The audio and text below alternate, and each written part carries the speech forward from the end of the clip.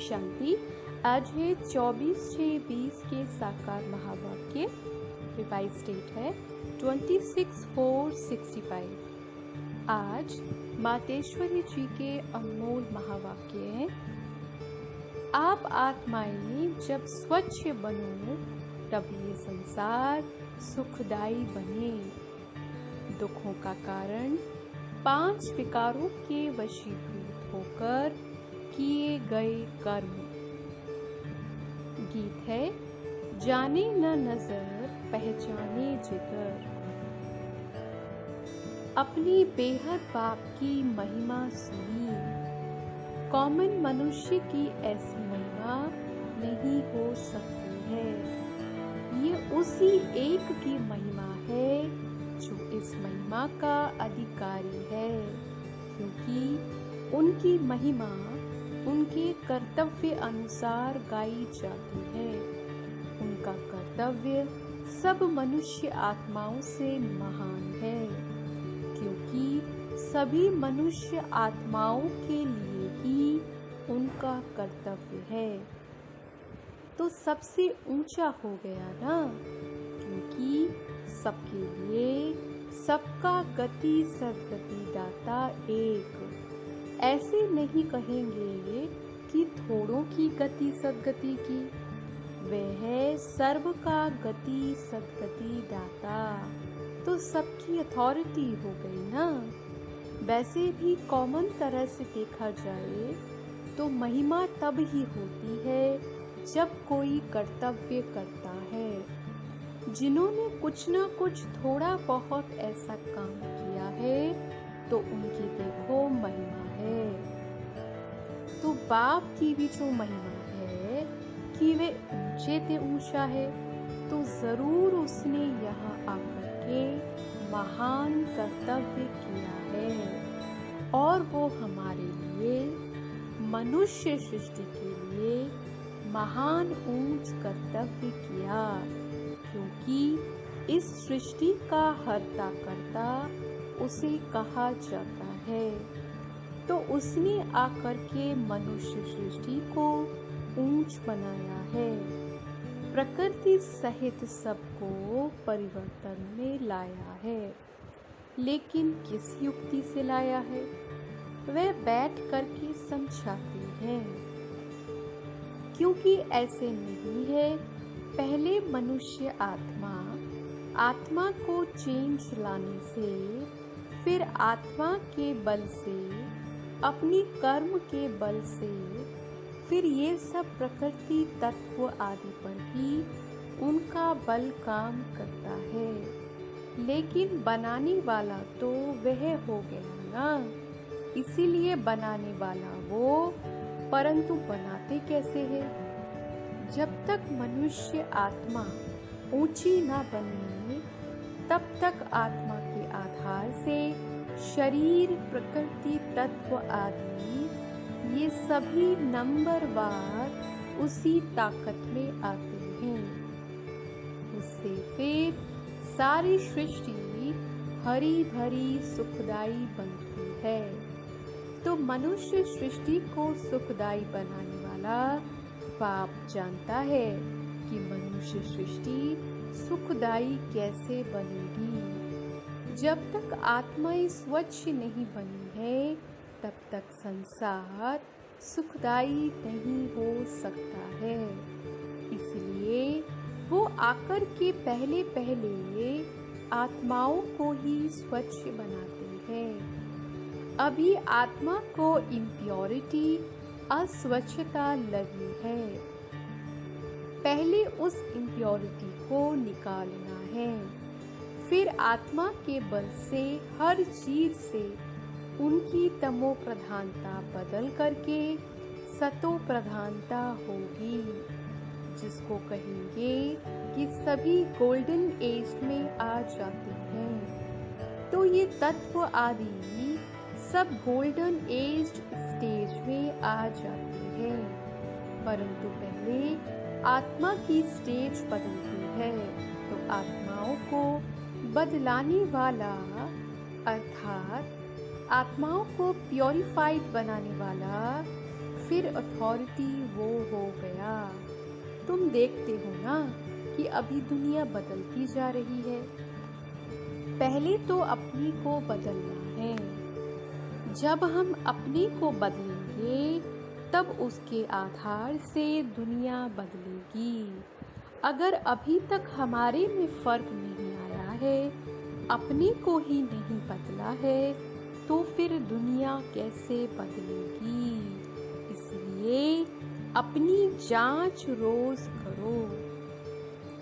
जैसे पोता मेल रखने वाले रात को अपना खाता देखते हैं ना कि आज क्या जमा हुआ, सब अपना हिसाब रखते हैं। तो ये भी अपना पोता मेल रखना है कि सारे दिन में हमारा कितना फायदा रहा, कितना नुकसान रहा।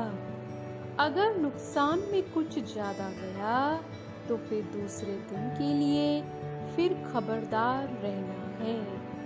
इसी तरह से अपना अटेंशन रखने से फिर हम फायदे में जाते जाते अपनी जो पोजीशन है उसको पकड़ते चलेंगे। तो ऐसी जांच रखते अपने को बदला हुआ महसूस करना चाहिए। ऐसे नहीं कि हम तो देवता बनेंगे, वह तो पीछे बनेंगे, अभी जैसे है वैसे ठीक है। नहीं, अभी से वे देवताई संस्कार बनाने हैं। अभी तक जो 5 विकारों के वश संस्कार चलते थे, अभी देखना है कि उन विकारों से हम छूटते जा रहे हैं। हमारे में जो क्रोध आदि था वह निकलता जा रहा है। लोभ या मोह आदि जो था वह सब विकारी संस्कार बदलते जा रहे हैं। अगर बदलते जा रहे हैं, छूटते जा रहे हैं, तो मानो हम बदलते जा रहे हैं। अगर नहीं छूटते हैं तो समझो कि अभी हम बदले नहीं हैं। तो बदलने का फर्क महसूस होना चाहिए, अपनी में चेंज आनी चाहिए। ऐसे नहीं कि सारा दिन विकारी खाते में ही चलते रहे, बाकी समझें कि हमने अच्छा कोई दान पुण्य किया, बस नहीं। हमारा जो कर्म का खाता चलता है उसी में हमको संभलना है। हम जो कुछ करते हैं उसमें किसी विकार के वश हो अपना विकर्मी खाता तो नहीं बनाते हैं। इसमें अपने आप को संभालना है। ये सारा पोता मेल रखना है। और सोने से पहले 10-15 मिनट अपने को देखना चाहिए कि सारा दिन हमारा कैसे बीता। कई तो नोट भी करते हैं, क्योंकि पिछले पापों का जो सिर पर बोझ है उसे भी मिटाना है। उसके लिए बाप का फरमान है, मुझे याद करो। तो वह भी हमने कितना समय याद में दिया, क्योंकि ये चार्ट रखने से दूसरे दिन के लिए सावधान रहेंगे। ऐसे सावधान रहते रहते फिर सावधान हो जाएंगे, फिर हमारे कर्म अच्छे रहते चलेंगे और फिर ऐसा कोई पाप नहीं होगा। तो पापों से ही तो बचना है ना। हमको इन विकारों ने ही बुरा बनाया है। विकारों के कारण ही हम दुखी हुए हैं। अभी हमें दुख से छूटना है, तो यही मुख्य चीज है। भक्ति में भी परमात्मा को हम पुकारते हैं, याद करते हैं। जो भी कुछ यत्न करते हैं वे किस लिए करते हैं? सुख और शांति के लिए करते हैं ना। तो उसकी ये प्रैक्टिकल प्रैक्टिस अभी कराई जाती है। ये प्रैक्टिकल करने की कॉलेज है। इसकी प्रैक्टिस करने से हम स्वच्छ अथवा पवित्र बनते जाएंगे। फिर हमारा जो आदि सनातन पवित्र प्रवृत्ति का लक्ष्य है वो हम पालेंगे। जैसे कोई डॉक्टर बनने के लिए डॉक्टरी कॉलेज में जाएगा तो डॉक्टरी प्रैक्टिस से डॉक्टर बनता जाएगा। इसी तरह से हम भी इस कॉलेज में इस पढ़ाई से अथवा इस प्रैक्टिस से, इन विकारों से अथवा पाप कर्म करने से छूटते स्वच्छ होते जाएंगे। फिर स्वच्छ की डिग्री क्या है? देवता। ये देवताएं तो गाए हुए हैं ना, उनकी महिमा है सर्वगुण संपन्न, 16 कला संपूर्ण, संपूर्ण निर्विकारी। तो ऐसे कैसे बनेंगे? ऐसे नहीं, हम तो बने बनाए हैं। नहीं बनना है, क्योंकि हम ही बिगड़े हैं, हमको ही बनना है। ऐसे नहीं, देवताओं की कोई दूसरी दुनिया है, हम मनुष्य ही देवता बनने हैं। वे देवता ही गिरे हैं, अब फिर चढ़ना है। लेकिन चढ़ने का ढंग बाप सिखला रहे हैं। अभी उनके साथ हमें अपना रिलेशन जोड़ना है। अभी बाप ने आकर के रोशनी दी है, आखिर तुम मेरे हो, अभी मेरे होकर के कैसे रहो। जैसे लौकिक में बाप बच्चों का, बच्चा बाप का कैसे होकर रहता है, ऐसे तुम तन मन धन से मेरे होकर के चलो। कैसे चलो? उसका आदर्श प्रमाण ये बाबा है, जिसके तन में आता है। वे अपना तन मन धन सब उनके हवाले कर उनका होकर के चल रहे हैं। ऐसे फॉलो फादर। इसमें और कुछ पूछने की और मूंझने की बात नहीं है, सीधी साफ बात है। तो अभी चलते रहो। ऐसे नहीं सुनो बहुत और धारणा करो थोड़ा। नहीं, सुनो थोड़ा, धारण करो बहुत। जो सुनते हो उसको प्रैक्टिकल में कैसे लाए, उसका पूरा ख्याल रखते रहो। अपनी प्रैक्टिस को आगे बढ़ाते रहो। ऐसे नहीं सुनते रहे नहीं। आज जो सुना उसको अगर कोई प्रैक्टिकल में लाए, बस हम आज से उसी स्टेज में चलेंगे। विकारों के वश होकर कोई ऐसा काम नहीं करेंगे और अपनी ऐसी दिनचर्या बनाएंगे, अपना ऐसा चार्ट रखेंगे। अगर इसको कोई प्रैक्टिकल प्रैक्टिस में लाए तो देखो क्या हो जाएगा। तो अभी जो कहा ना, उसको प्रैक्टिकल में लाना। जो कहते हो, जो सुनते हो, वे करो, बस दूसरी बात नहीं। सिर्फ करने के ऊपर जोर दो, समझा? जैसे बाप और दादा दोनों को अच्छी तरह से जानते हो ना, ऐसे अब फॉलो फादर। ऐसे फॉलो करने वाले जो सपूत बच्चे हैं अथवा मीठे मीठे बच्चे हैं, ऐसे बच्चों प्रति या प्यार और गुड मॉर्निंग। अभी दूसरी मुरली है 1957। गीत है मेरा छोटा सा देखो ये संसार है। ये गीत किस समय का गाया हुआ है? क्योंकि इस संगम समय ही हम ब्राह्मण कुल का ये छोटा सा संसार है। ये हमारा कौन सा परिवार है, वह नंबरवार बतलाते हैं। हम परम पिता परमात्मा शिव के पौत्र हैं। ब्रह्मा सरस्वती की मुख्य संतान हैं और विष्णु शंकर हमारे ताया जी हैं। हम आपस में सभी भाई बहन ठहरे।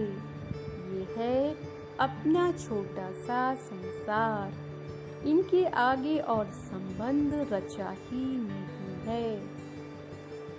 इसी समय का इतना ही संबंध कहेंगे। देखो हमारा संबंध कितना बड़ी अथॉरिटी से है। हमारा ग्रैंड पप्पा है शिव, उनका नाम कितना भारी है। वो सारी मनुष्य सृष्टि का बीज रूप है। सर्वात्माओं का कल्याणकारी होने कारण उनको कहा जाता है हर हर भोलानाथ शिव महादेव। वो सारी सृष्टि का दुख हरता सुख करता है। उस द्वारा हमें सुख शांति पवित्रता का बड़ा हक मिलता है। शांति में फिर कोई कर्म बंधन का हिसाब किताब नहीं रहता, परंतु ये दोनों वस्तु पवित्रता के आधार पर रखते हैं। जब तक पिता की परवरिश का पूरा वर्षा ले पिता से सर्टिफिकेट नहीं मिला है, तब तक वो वर्षा मिल नहीं सकता। देखो ब्रह्मा के ऊपर कितना बड़ा काम है। मलेच्छ 5 विकारों में मैली अपवित्र आत्माओं को गुलगुल बनाते हैं। जिस अलौकिक कार्य का उजूरा फिर सतयुग का पहला नंबर श्री कृष्ण पद मिलता है। अब देखो उस पिता के साथ तुम्हारा कैसा संबंध है, तो कितना बेफिक्र और खुश होना चाहिए। अब हरेक अपनी दिल से पूछे, हम उनके पूर्ण रीति हो चुके हैं। सोचना चाहिए कि जब परमात्मा बाप आया है तो उनसे हम कंप्लीट वर्षा ले रहे। स्टूडेंट का काम है संपूर्ण पुरुषार्थ का स्कॉलरशिप लेना, तो हम पहला नंबर लॉटरी क्यों ना विन करें। वह है विजयमाला में पिरोया जाना। बाकी कोई है जो 2 लड्डू पकड़कर बैठे हैं, यहाँ का भी हद का सुख लूं और वहाँ भी बैकुंठ में कुछ न कुछ सुख ले लेंगे। ऐसे विचारवान को मध्यम और कनिष्ठ पुरुषार्थी कहेंगे, न कि सर्वोत्तम पुरुषार्थी। जब बाप देने में आनाकानी नहीं करता तो लेने वाले क्यों करते हैं। तब गुरु नानक ने कहा, परमात्मा तो दाता है, समर्थ है, मगर आत्माओं को लेने की भी ताकत नहीं। कहावत है, देंदा दे लेंदा थक पावे। देने वाला देता है लेकिन लेने वाला थक जाता है। आपके दिल में आता होगा, हम क्यों नहीं चाहेंगे कि हम भी ये पद पाएं। परंतु देखो बाबा कितनी मेहनत करता है, फिर भी माया कितना विघ्न डालती है। क्यों? अब माया का राज्य समाप्त होने वाला है। अब माया ने सारा सार निकाल दिया है, तभी परमात्मा आता है। उसमें सब रस समाया हुआ है, उनसे सभी संबंधों की रसना मिलती है। तभी त्वमेव माताश पिता आदि ये महिमा उस परमात्मा की गाई हुई है। तो बलिहारी इस समय की है जो ऐसा संबंध हुआ है। तो परमात्मा के साथ इतना संपूर्ण संबंध जोड़ना है जो 21 जन्मों के लिए सुख प्राप्त हो जाए। यह है पुरुषार्थ की सिद्धि। परंतु 21 जन्म का नाम सुन ठंडे मत पड़ जाना। ऐसे नहीं सोचना कि 21 जन्मों के लिए इतना समय पुरुषार्थ भी करे, फिर भी 21 जन्मों के बाद गिरना ही है तो सिद्धि क्या हुई। परंतु ड्रामा के अंदर आत्माओं की जितनी सर्वोत्तम सिद्धि मुकर्रर है वो तो मिलेगी ना। बाबा करके हमें संपूर्ण स्टेज पर पहुंचा देता है, परंतु हम बच्चे बाबा को भूल जाते हैं तो जरूर गिरेंगे। इसमें बाप का कोई दोष नहीं है। अब कमी हुई तो हम बच्चों की। सतयुग त्रेता का सारा सुख इस जन्म के पुरुषार्थ पर आधार रखता है, तो क्यों ना संपूर्ण पुरुषार्थ कर अपना सर्वोत्तम पाठ बजाएं। क्यों ना पुरुषार्थ कर वह वर्षा ले लें। पुरुषार्थ मनुष्य सदा सुख के लिए ही करता है। सुख दुख से न्यारे होने के लिए कोई पुरुषार्थ नहीं करता। वो तो ड्रामा के अंत में परमात्मा आए, सभी आत्माओं को सजा दे, पवित्र बनाए, पाठ से मुक्त करेंगे। ये तो परमात्मा का कार्य है। वो अपने मुकर्रर समय पर आपे ही आकर बताता है। अब जब आत्माओं को फिर भी पाठ में आना ही पड़ेगा तो क्यों ना सर्वोत्तम पाठ बजाए। अच्छा, मीठे मीठे बच्चों प्रति माँ का याद प्यार। ओम शांति।